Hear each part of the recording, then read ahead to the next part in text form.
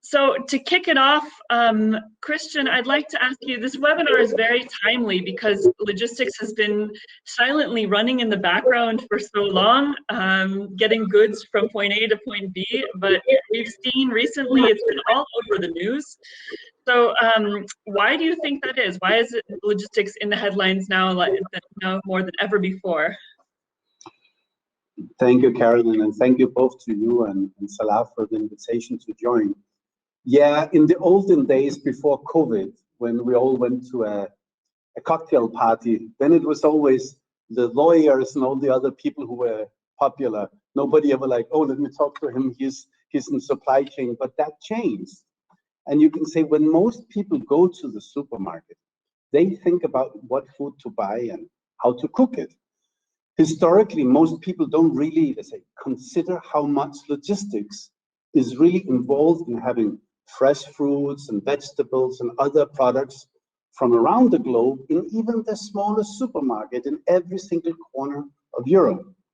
And then when the global COVID-19 pandemic started around 14 months ago, more or less, everything was shut down. In most European countries, what you could count on to be open was supermarkets, pharmacies, and hospitals. And really much of the remaining society was put on pause. And even today, I think we're not really yet back in full operational mode.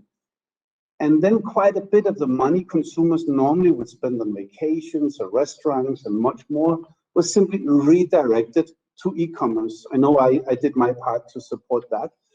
And at the same time, media and governments started to talk about vaccine distribution. And that really brought global supply chain conversations to families and to the dinner table. And then, just when we started to recover from the pandemic, the Suez Canal once more brought supply chains and logistics to CNN, to BBC, and even to the local newspapers. And on top of that, consumers start to be very interested in where the goods are from, and even the product's journey across the globe. And B2B operations are getting much more public attention due to sustainability requirements as well.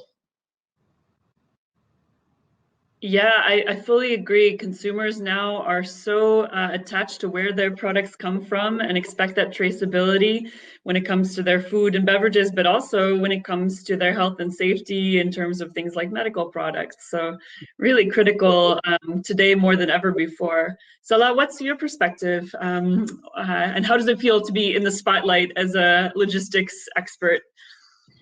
Yeah, I think what Christian brought in, all of them are great points when it comes to the supply shortages that we experienced over the last year, both in terms of medical equipment, but also in terms of consumer goods. I mean, all of us remember the queues and all the panic scenes and the rationing and so on.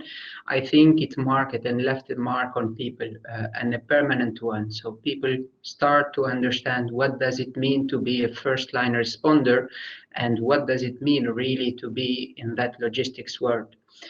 I think another part of it as well is related to the fact that a lot of the world leaders actually started integrating this logistics jargon and the way they are addressing the public.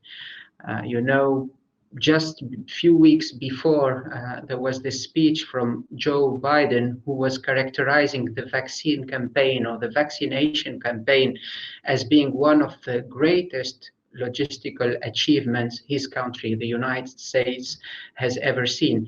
And I think it matters a lot when you have world leaders integrating that type of words indeed in their speech.